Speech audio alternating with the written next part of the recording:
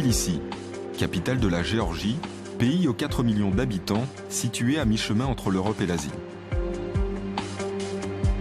Grâce à l'atmosphère particulière qui règne dans la cité historique, la Géorgie attire chaque année de plus en plus de voyageurs venus du monde entier. Loin des préoccupations touristiques, une délégation de militaires français s'apprête à débuter une mission bien particulière. On les appelle des inspecteurs en maîtrise des armements. Ils appartiennent à l'unité française de vérification. Leur rôle ? Vérifier l'application d'accords internationaux signés par la France, limitant la possession d'armes. L'inspection commence par la 3e brigade d'infanterie de Koutaïssi, à 3 heures de route de la capitale. Rompus à l'exercice, hangar après hangar, les inspecteurs enchaînent méthodiquement le contrôle des matériels déclarés, jusqu'à tomber sur quelque chose d'inhabituel. Bien, lors de l'inspection de ce bâtiment, on a trouvé 2 mortiers, mais qui ne sont pas déclarés dans le traité, puisqu'ils ont un calibre inférieur à ce qu'on doit déclarer. En revanche, vous avez ici un support de mortier qui semblait plus large, puisque l'affût, on voit qu'il est plus important. Il s'agit en effet d'un mortier de 120 mm. J'en ai parlé au chef de sous-équipe d'accompagnement, qui m'a en effet présenté un tube qui a explosé à cause d'une double charge. Donc c'est une pièce effectivement qui est à déclarer. Donc nous ferons le bilan à la fin pour voir si effectivement c'est une pièce qui a été oubliée ou qui est à comptabiliser. Si l'inspecteur français paraît très pointilleux, c'est que les règles du traité sont claires. Une différence de 10% entre les matériels déclarés et ceux observés in situ correspond à un défaut de déclaration pour les militaires géorgiens.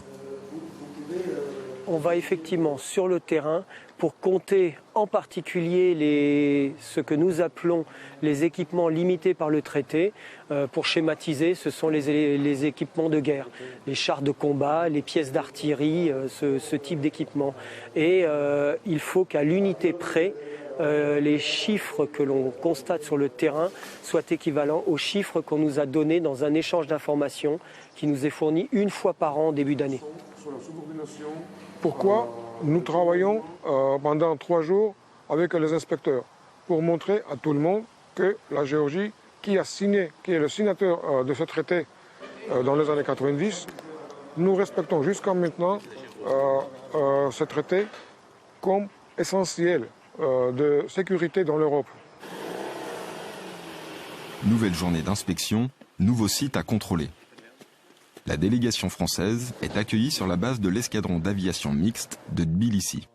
Protocole oblige, le pays hôte présente l'unité visitée, ses caractéristiques et ses matériels majeurs. Des informations précieuses que les inspecteurs vont analyser pour préparer leur plan d'action. Le but de cette réunion préalable dans une salle à part est justement de pouvoir discuter tranquillement de tout ce qu'on a entendu et de pouvoir réellement contrôler à partir de là, à partir de ce qu'ils nous ont dit, la véracité des déclarations d'échange d'informations. Sur le schéma de site, déjà, si vous regardez, il nous spécifie bien les équipements limités par le traité à Marneouli. Donc il est hors de question qu'on finisse la journée sans que je sois passé à Marneouli qui est à 37 bornes d'ici, c'est ça? Oui, c'est ça. Ouais, et ben je veux qu'on y aille. Ça, c'est un des points clés. Invité par les Français à l'accompagner lors de cette inspection, comme le permet le traité, l'adjudant-chef Hartmut, de l'unité allemande de vérification, inspecte scrupuleusement les hélicoptères de type Mi-8. L'objectif ? Vérifier que les aéronefs présents sur le site soient bien des équipements de transport et non pas des hélicoptères de combat. Un détail à première vue, mais que ces inspecteurs chevronnés mettent un point d'honneur à vérifier. Il en va de la crédibilité du traité des forces conventionnelles en Europe.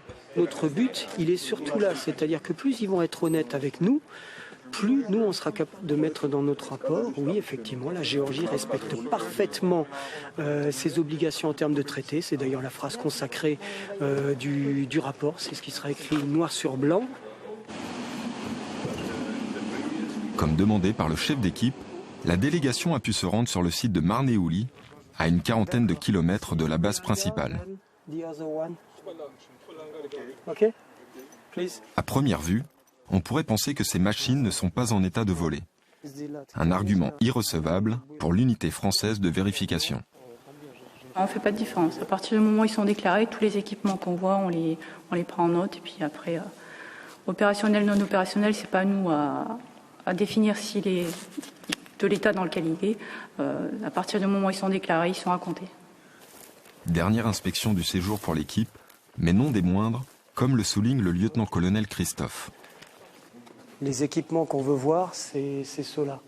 Les Mi-24, les Sukhoi 25 qui sont dehors. Ça, c'est vraiment le matériel qu'on veut compter et pour lesquels on va faire un rapport pour dire c'est conforme à ce que nous a déclaré la Géorgie. Et la preuve de confiance, elle est là. C'est-à-dire que ça, c'est du matériel de guerre. Il montre tout ce qu'il veut. La partie terrain de l'inspection s'achève désormais et n'a révélé aucun fait contrevenant au traité.